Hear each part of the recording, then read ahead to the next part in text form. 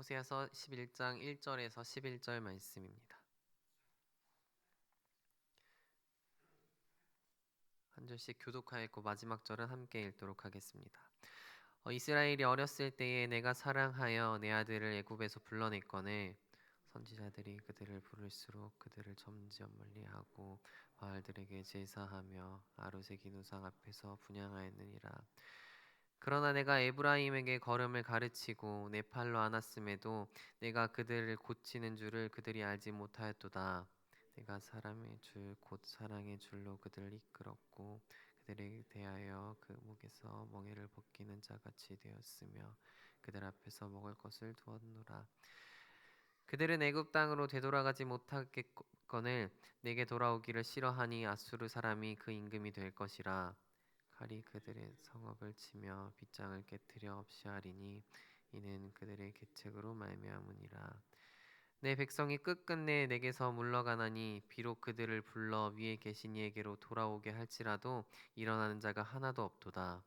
에브라임이여 내가 어찌 너를 놓겠느냐. 이스라엘이여 내가 어찌 너를 버리겠느냐. 내가 어찌 너를 아드마같이 놓겠느냐. 어찌 너를 스보임같이 두겠느냐. 내 마음이 내 속에서 돌이키어 나의 긍휼이 온전히 불붙는 듯 하도다. 내가 나의 맹렬한 진노를 나타내지 아니하며 내가 다시는 에브라임을 멸하지 아니하리니 이는 내가 하나님이요 사람이 아님이라. 내 가운데 있는 거룩한 이니 진노함으로 내게 임하지 아니하리라. 그들은 사자처럼 저를 따를 것이라. 여호와께서 소리를 내시면 자손들이 서쪽에서부터 떨며 오되 그들은 애굽에서부터 새같이 아수르에서부터 비둘기같이 떨며 오리니 내가 그들을 그들의 집에 머물게 하리라. 나 여호와의 말이니라. 아멘. 연인과의 사랑과 부모 자식 간의 사랑은 분명한 차이가 있는 것 같습니다. 연인들은 서로의 매력을 보고 마음에 들어하고 사랑에 빠지게 됩니다. 그러나 연인들은 마음에 들지 않거나 사랑하는 마음이 식어버리면 헤어지게 됩니다. 부모 자식 간의 사랑은 그렇지 않습니다. 부모는 자식이 미운 행동을 하더라도 속을 썩여도 화를 내고 혼을 낼 수 있지만 자식을 향한 사랑은 변하지 않습니다. 자식을 혼을 내더라도 자식이 잘 되길 바라는 마음으로 또 사랑으로 그 아이를 혼을 냅니다. 부모 자식 간의 사랑의 모습을 보면 하나님의 사랑이 보입니다. 부모의 모습이 하나님의 모습, 또 자식의 모습이 우리의 모습입니다. 오늘 말씀을 통해서 하나님께서 우리를 얼마나 사랑하시는지 다시 한번 깨달으며 또 하나님의 사랑을 깊이 아는 시간이 되길 소망합니다.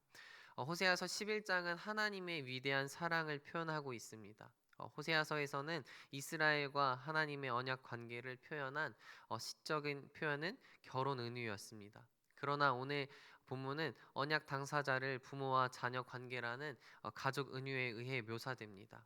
11장은 7절과 10절을 제외하고 하나님이 1인칭 화자가 되어서 백성인 청중에게 직접 말하는 방식으로 표현되어 있습니다. 호세아는 미래의 구원과 회복을 말하기 위해 이스라엘의 구원을 이야기할 때 반드시 언급되는 출애굽 사건으로 생각하는 것으로 시작됩니다.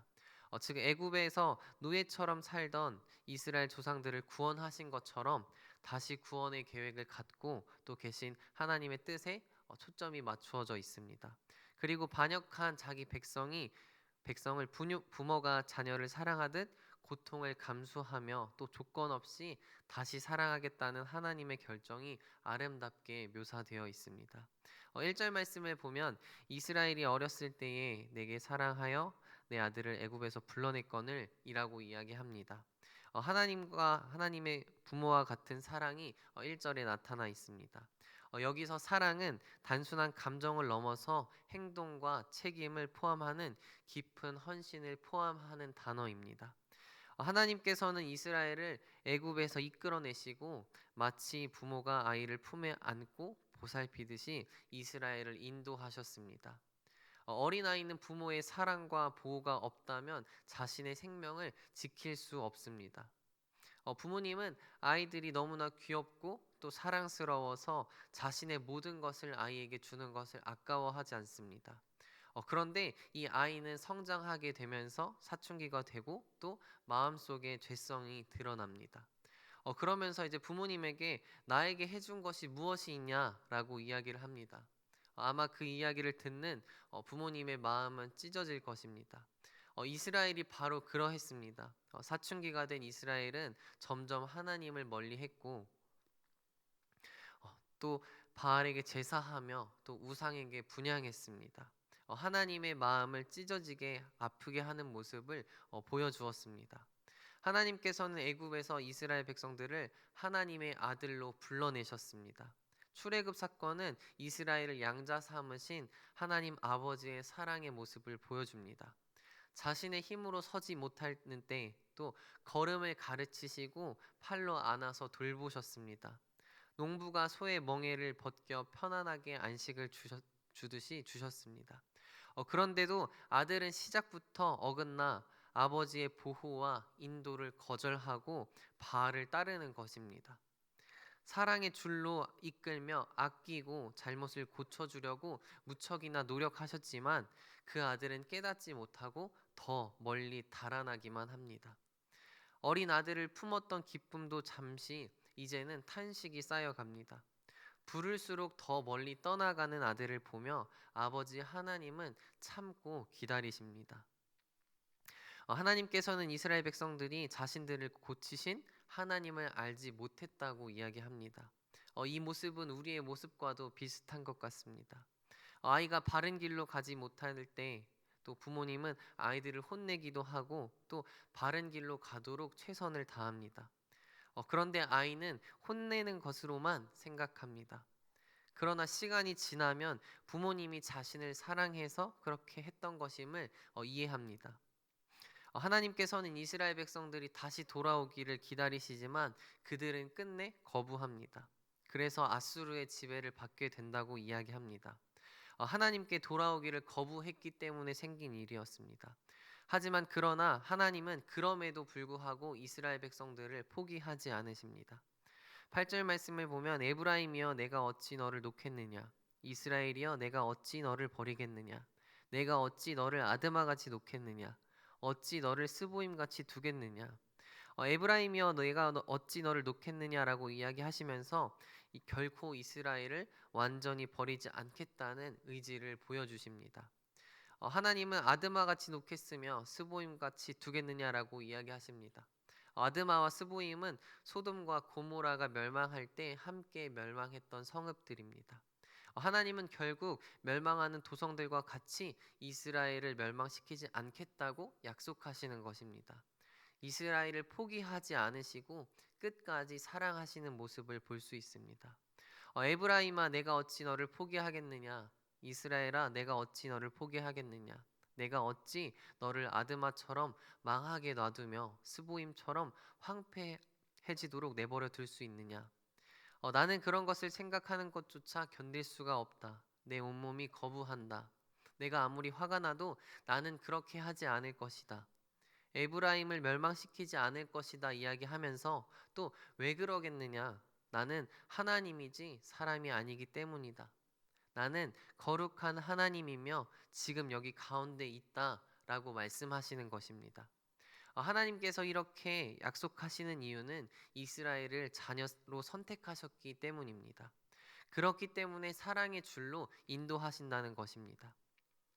이스라엘은 진노받아야 마땅한 자식입니다. 하나님께서는 계속해서 기회를 주고 또 계속해서 용서를 했지만 이스라엘은 똑같이 죄를 반복해서 지었습니다. 하나님의 마음을 찢어지게 했습니다. 인간의 사랑은 아무리 자식일지라도 참고 참다 화를 내보기도 하지만 결국 돌이키지 않으면 자식일지라도 부모가 포기하기도 합니다. 그러나 하나님은 이스라엘의 반항에도 포기하지 않는 이유는 사람이 아니라 하나님이기 때문이라고 이야기합니다. 이스라엘은 불순종과 우상숭배 그리고 또 하나님의 율법을 따르지 않음으로 멸망했습니다. 하지만 하나님은 여전히 그들을 기억하시며 또 사랑의 줄로 인도하십니다. 그리고 이스라엘을 회복시키십니다. 이스라엘의 회복을 통해서 우리는 하나님의 자비와 신실함을 알 수 있습니다. 이스라엘 백성들은 나라가 망했을 때 자신들의 죄를 깨달았을 수도 있고 또 하나님을 원망했을 수도 있고 또 신세한탄을 했을 수도 있습니다. 하지만 시간이 지날수록 또 지나고 자신들의 죄와 그 상황 가운데에서도 하나님의 한결같은 사랑을 느꼈을 것입니다. 이스라엘 백성은 포로 후 생활 후 다시 고향으로 돌아와 성전을 재건하고 하나님과의 관계를 회복했습니다. 하나님은 이스라엘 백성들을 끝까지 포기하지 않으시며 또 한결같이 그 자리에 서서 이스라엘 백성들이 돌아오기를 기다리는 모습을 보여주십니다. 하나님의 이러한 사랑은 이스라엘만을 향한 사랑이 아닙니다. 우리에게도 이러한 사랑을 보여주십니다. 우리가 하나님보다 세상을 더 좋아할 때에도 또 우리가 하나님으로부터 잠시 멀어졌을 때에도 하나님은 우리들을 포기하지 않으십니다. 한결같이 그 자리에서 우리들이 돌아오기를 바라시는 사랑의 모습을 보여줍니다.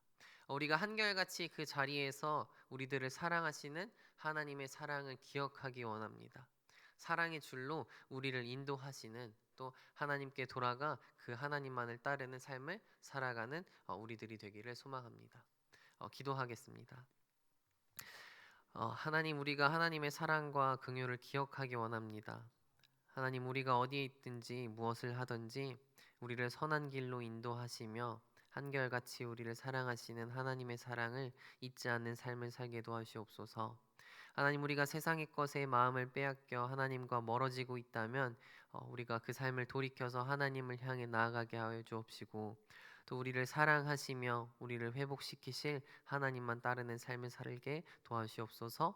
감사합니다. 예수님의 이름으로 기도합니다.